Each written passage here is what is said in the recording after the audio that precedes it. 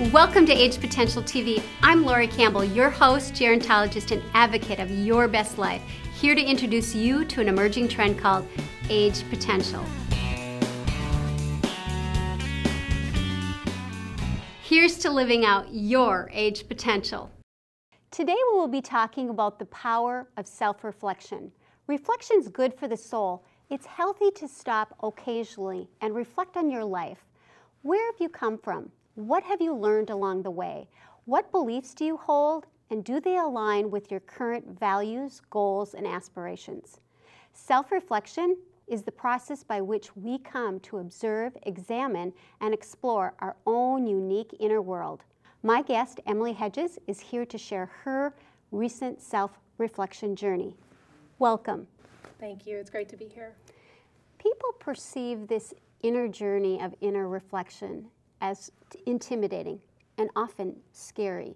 You shared with me that this has been one of the most courageous things you've done. Can you talk a little bit about that courage and also what drew you into this journey? It absolutely is scary and intimidating. You know, no matter how self-reflective you are naturally, we all have a sense of who we are and sort of how we see our life going and how we fit into the world. And I think that there comes a time in all of our lives, maybe it's when, I just turned 40. It happened for me about 10 years ago. Maybe it's when you're older that through self-reflection you see that things aren't the way that you expected them to be. For me, it was at 30 facing infertility. I had always had a vision of how my life was going to go, and this was not it. The other thing that's really scary is as you live, your life experiences start calling into question your values. They're not lining up sometimes, and you feel often something sort of nagging, or it's just not, your beliefs aren't holding water anymore a little bit. I don't know. But you have to look inward and try to figure that out. And it takes a lot of courage to clear away preconceived ideas and think to yourself, I need to alter my worldview a little bit, or things aren't exactly the way I thought they were. This preconceived idea is not my value, it's somebody else's. It takes a lot of courage to do that because it is easier just status quo. It's very difficult to make changes like that, and it's a lonely business because, if you think there's a lot of people out there waiting to hear about your new aha moment. They're mainly friends and family that probably still think the way that you used to, and they're not eager for you to explain how they're also in need of maybe. It just was a lonely time and difficult. I think it did take some courage, but there's lots of rewards too. Right, and you lead me right into the next question. We know that self-reflection is very beneficial, and I can't wait to hear from your perspective. So I'm just going to randomly just go over the benefits, and if you could just comment from your own experience, that'd be great. So the first benefit is self-reflection increases self-awareness. I kind of think of it in terms of self-reflection is the road to get there, and the destination is sort of a greater self-awareness. It's a state of being, I think, where you understand who you are and what you like and what motivates you and what your personal desires are, and as opposed to what they maybe were just because of how you were raised or what your parents wanted or your community. You start, I guess it's all about being comfortable in your own skin. You start understanding your own personal truth, and that's being self-aware, and you can't do that apart from self-reflection. Mm-hmm. Wonderful. Another benefit is self-reflection is where creativity, inspiration, and real drive come. Absolutely. I think that every single person has something unique inside of them. But you can't tap into it unless you clear away the clutter a little bit, unless you really know what it is you believe and what you have to say. A lot of people, I think, miss the opportunity to share that special thing inside of them because they don't separate what's truly theirs and what's been given to them along the way. I know for me personally, I've always been a writer of various things, and I always kind of hoped that I had something special to share. And it was during that time of infertility and then all these things that happened in the last 10 years that have realigned my values and my worldview to the point that I find that I am tapping into that now. I know, I mean, I don't know if it's the thing I've been put on the earth to say, but it's an important thing. And so I have been creative. I have a manuscript, although it's sitting in my computer, but the whole point was that I wrote it, and I think I have been able to tap into that, all a result of, looking inward, self-reflection. Wow, that's profound. That's exciting. Yeah. Another benefit is it broadens our worldview. Can this you speak has been, to that? I think, the biggest one for me because, it's when you live and you have these experiences, I think we hope that our experiences are shaping our worldview. But so often it really is the other way around. We have preconceived ideas about how the world works, and then we fit our experiences into that. And I know, just for example, for me, I was always raised, I think my worldview could be boiled down to maybe seeing the world in terms of good versus evil. Mm-hmm. But as I got older, it just didn't feel true anymore because my experiences were not going along with that. That didn't feel like the way the world really is. And through all of my struggles the last decade, when I look around me now, I see all of us as in it together. I mean, we're all having this sort of wrestling match with God. It's kind of like Jacob in the Bible, and because we're all kind of going through the same struggles, now I don't see us against them. I see that, I want to help people because we're all at various stages of that journey. So that is a difference in my worldview that's come from looking inward, self-reflection, and it's been difficult at times because I haven't always agreed with the people that I love most, and that's where the courage thing comes in. Sure. So what I'm hearing, it broadened you to see things we're more connected than you've ever dreamt, in other words. Absolutely. Yes, and I just have such a better feeling about people, and it's just really made me, again, back to being comfortable in my own skin. Things feel right and make sense to me now. Mm-hmm. No matter how many people might disagree with me, it feels right inside of me. Mm-hmm. And that's all about age potential. And that's a necessary ingredient. Absolutely. Another benefit we know is self-reflection uncovers hidden dreams and unleashed potential. You kind of already hit on that. Anything more you want to add? I think it's all about clearing out the clutter. Self-reflection, I think, if we analyze things inside of us and get rid of what doesn't belong there anymore, I think it focuses us. I think our life's calling, things like that, come into sharper focus.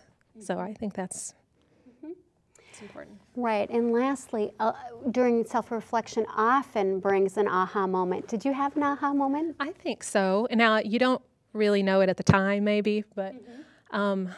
I learned that, in my opinion, because I come at this from the perspective of I'm a Christian and I believe in God, that God talks to me directly. That was my aha moment from self-reflection, that He talks to me, and that's the medium He uses. Obviously you're not going to get the booming voice. It comes from somewhere, so it's only by looking in are you going to hear that. And I realized in the last decade, I was brought up in a spiritual family, but very patriarchal. They kind of explained to you how, what you should do, and, kind of taught you about how to relate to God. And it was a defining aha moment when I realized that I could He could talk to me directly, and through self-reflection, I could know what I believe He's saying to me, not what other people think that He's saying to me. And that was huge. So more of a relationship. Yeah. Okay. Absolutely. Beautiful, beautiful. Well, Emily, I'm sure you would agree with me, but the key to a fruitful self-reflection is often in the questions that we ask ourselves in that time. And obviously the ideal questions are the ones that broaden our view and give us a clearer perspective. What questions did you ask yourself during this self-reflection? I think that maybe the first one is, why is this nagging me? I think it starts with this little something inside of you that just doesn't feel right. Something that's going on, and you are maybe asking advice, or you're trying to think about what you want to do, and the advice you're getting nags you because it just doesn't sit right. I just think that that's a good starting point. I think we should always listen to that. That little something's not right is very important to this whole process. I think, again, I've said this a few times, but I really take a look at, almost, it's kind of like you have a room and it's cluttered and dusty. Take everything out and then clean it up, and one by one, do I want this in my room? Or is this a piece of furniture I got from great-great-grandmother that doesn't, and decide what is mine, what are true values that I care about and mean something to me, or what are preconceived ideas that I don't believe anymore? And I think that's a good question. And, finally, I kind of come down to, what do I think God would want me to do in this situation? And again, I don't care if everyone in my life is giving me opposing advice. If I truly believe I know the answer to that question, that's the decision I'm going to make. So if I'm hearing you right, it really has given you a lot of self-confidence to know that you can have this inner knowing and be okay with it. It has. I mean, but it takes a while. I think that you have to go through this process of thinking, I probably am wrong. Why? Maybe I am. And especially when people that you care about tell you are. Mm-hmm. But you get to a point, I think if you just sort of stay the course, you get to the point where I don't know if it's all of a sudden, but you just start knowing that it's all okay. And I think it's sort of about finding your truth at that point. And there's no better feeling than being comfortable with who you are and what you believe. And I do believe, as I read your book and the stories of the thrivers that are experiencing age potential, that's what they all have in common. Mm-hmm. So that's important to me. Beautiful, because I was just going to say that it's so what I hear from the thrivers in my qualitative research. Yes, that's so important to live an authentic life. That's what they keep saying, and it sounds that that's what you're describing. Wonderful. Well, Emily, I'm excited to hear your thoughts on this quote that I have from Socrates, and I quote, "The examined life is not worth living," unquote. What do you think of that? I think what he's probably talking about is age potential. I think the unexamined life, I think it speaks to the idea of what our potential is. And if we don't self-reflect, we're missing the potential of our lives. Mm-hmm. And I think we're turning our back on the hope of spiritual maturity. And again, it seems a necessary ingredient to thriving. Mm-hmm. Right. I think we have so much more within ourselves than we can ever dream, unless we take that journey in. Yeah, wonderful.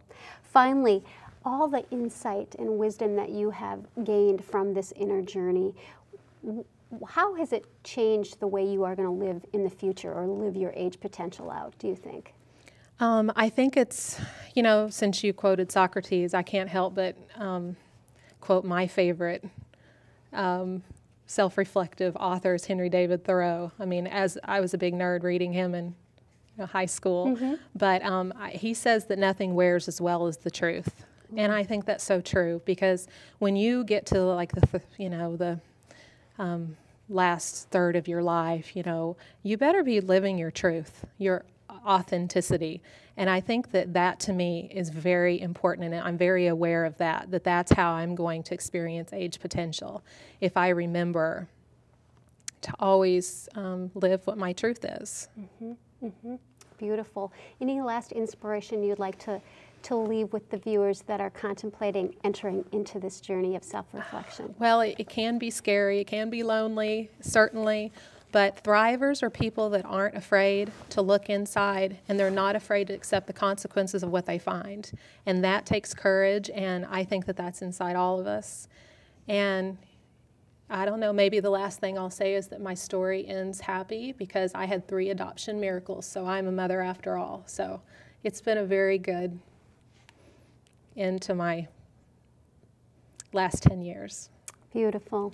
Well, I find your story amazingly refreshing when we live. So many people are externally driven, so thank you for sharing this very personal inner reflection story and modeling the importance of that. Well, thank you. I'm really glad to be here.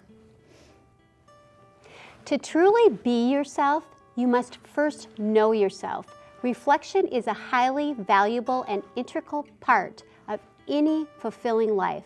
Won't you consider entering into your own journey of self-reflection? Until next time, think aging, think potential, age potential.